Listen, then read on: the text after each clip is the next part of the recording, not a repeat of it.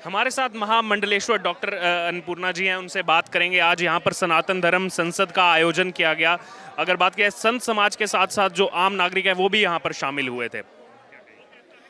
देखिए, ये एक धर्म युद्ध का बिगुल है। आज जंतर मंतर पर शायद है, मैं बहुत पहले लगातार आती रही हूँ।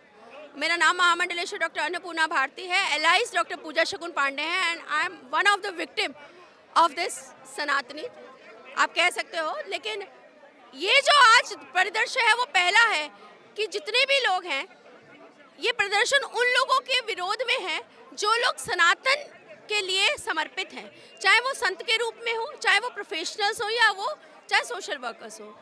हमारे ही देश में, ये सनातनियों का देश है, हिंदू राष्ट्र है, और वहाँ पर अगर वो कोई बात अपनी परंपराओं को फिर से उजागर करना चाहता है, फिर से लेकर के आ रहे हैं। अगर बात की जाए यहाँ पर भागेश्वर धाम के आचार्य धीरेन्द्र कृष्ण शास्त्री को लेकर पिछले कुछ हफ्तों से उनको टारगेट किया जा रहा है, कहा जा रहा है ये अंधविश्वास परोस रहे हैं समाज के बीच में। मैंने अभी एक भाई साहब को यही बात बोली। यहाँ पर बात अंधविश्वास की नहीं है, यहाँ पर बात है माध्यम की। जिस तरीके से एक बच्चा पैदा होता है तो उसका माध्यम कौन बनती है? उसकी माँ बनती है। ठीक उसी प्रकार से धीरेन्द्र शास्त्री, कुछ ऐसे लोग जो मानसिक, सामाजिक, आत्मिक रूप से परेशान हैं, वो अपनी समस्या को लेकर के जाते हैं, उनका समाधान देते हैं। यानी वो एक माध्यम है, और किसके माध्यम से? हनुमान जी के माध्यम से। उनके पास एक ऑब्जर्वेशन पावर एक्स्ट्रा है, जिससे वो ऑब्जर्व करके उनके सॉल्यूशंस को बताते हैं या उनके कर्मों के बारे में अपना लेखा जोखा देते हैं।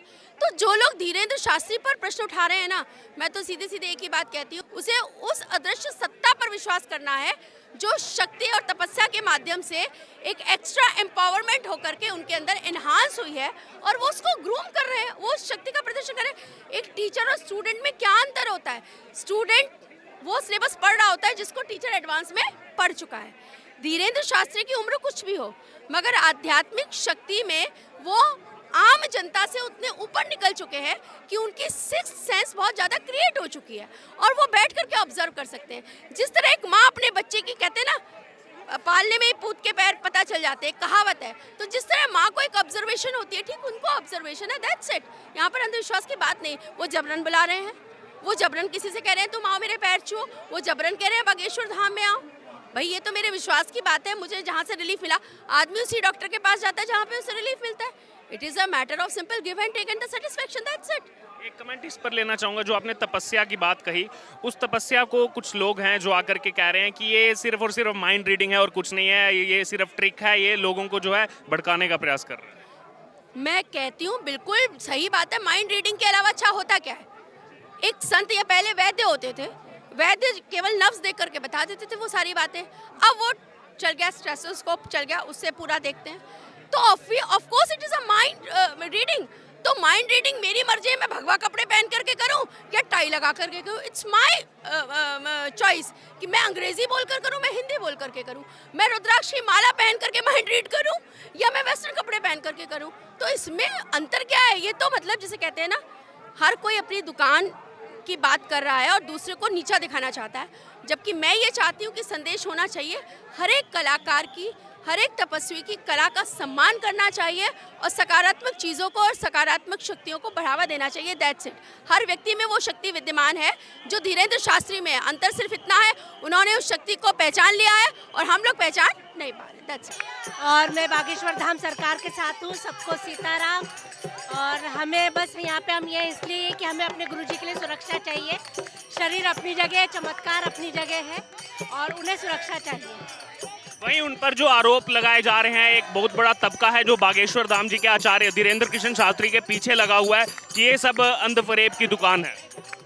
ये सब तो क्लीन चिट हो गया है ना, उसे तो वो तो कहते रहेंगे, वो तो मानव दानव है, उसके लिए कोई नहीं है। जो दिव्य शक्ति वो अपनी शक्ति है, बालाजी है इस स्वरूप में है। मैम आपका क्या नाम है? शशि कपूर, उत्तम नगर, दिल्ली से आई हूँ। अच्छा, यहाँ पर सुबह से ये जो है कीर्तन चल रहा है, यहाँ पर महिलाएं बैठी हुई हैं, किस लिए? ये हमारे गुरुजी की सुरक्षा के लिए, क्योंकि उनको मतलब बहुत धमकी वगैरह आ रही है और हमें हिंदू राष्ट्र चाहिए। उनको Z+ सुरक्षा चाहिए और हिंदू राष्ट्र चाहिए। और हमारी रामचरितमानस को भी इन्होंने जलाया है, फाड़ा। कौन है वो, मौर्य है, पता नहीं कौन। स्वामी प्रसाद मौर्य समाजवादी पार्टी से। हाँ जी, उसको भी मतलब पार्टी से निष्कासित करा जाए। वैसे हम पार्टी के बारे में बोलेंगे नहीं, हमें गुरुजी की सुरक्षा चाहिए और हम अपने धर्म से खिलवाड़ नहीं होने देंगे। आचार्य धीरेन्द्र कृष्ण शास्त्री जी के साथ। हाँ, उनकी हमें पूरी Z+ सुरक्षा चाहिए क्योंकि उनकी जान को खतरा है।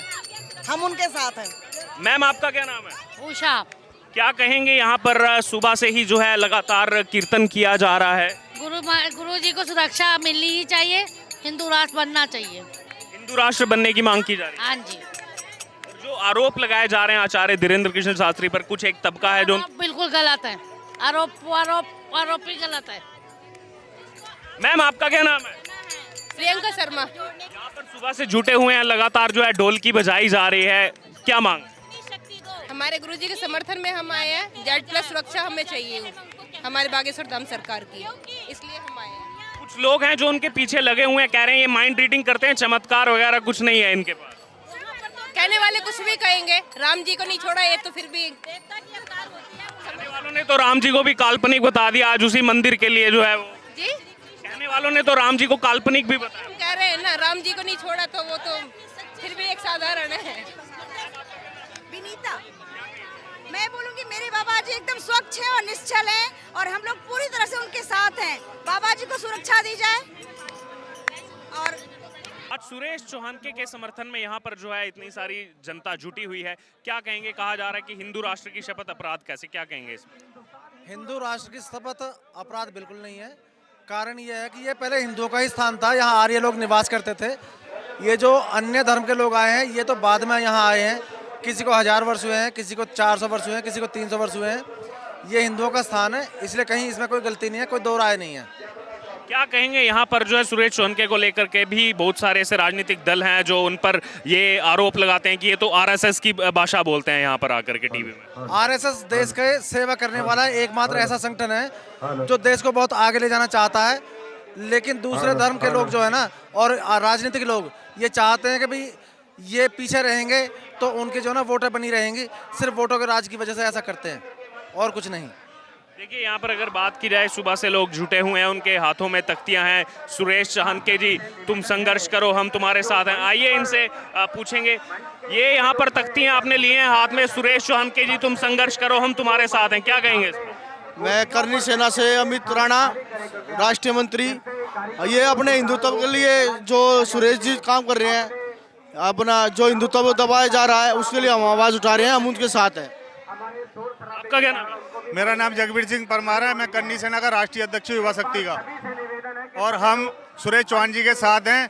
हर योद्धा अपने धर्म को बचाने के लिए शपथ लेता है। सुरेश जी चौहान अपने धर्म को बचाने के लिए शपथ ले रहे हैं, तो बहुत अच्छा कर रहे हैं। हमारा पूरा हिंदू समाज सुरेश चौहान जी के साथ है। अगर हमारा शपथ लेना गलत है तो उतना ही सुप्रीम कोर्ट के जजों का शपथ लेना गलत है जितना हमारा है। हम अपने धर्म को बचाने के लिए शपथ लेंगे। एक तरफ सुरेश चौहानके भी इस समय चर्चाओं में है, आचार्य धीरेन्द्र कृष्ण शास्त्री, उनको भी जो है यहाँ पर घसीटा जा रहा है कि वो अंधविश्वास की दुकान चला रहे हैं। तो ये अगर बात की जाए तो हिंदू समाज को क्यों टारगेट किया जा रहा है, कैसे देखते हैं? भाई, हिंदू समाज को आज से टारगेट नहीं किया जा रहा, सालों साल से टारगेट किया जा रहा है। ये चाहते हैं सनातन धर्म को दबाकर और ये मौलवी गंडा गोलियों वालों को ऊपर लाएं, हमारा सनातन धर्म दब जाए। लेकिन ऐसे दबने वाला नहीं है। हम अपने सनातन धर्म को बचाने के लिए ईंट से ईंट बजा देंगे। हर हिंदू सुरेश चौहान जी के साथ खड़ा है।